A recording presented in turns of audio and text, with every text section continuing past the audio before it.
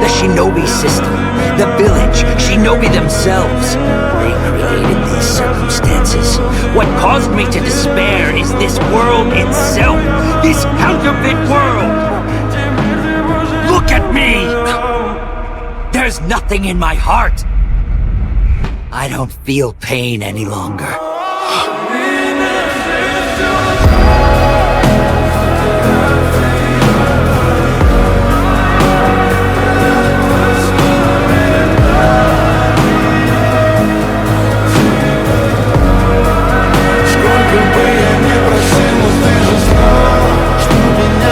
She decided to die at the hands of someone she loved, to protect the hidden leaf.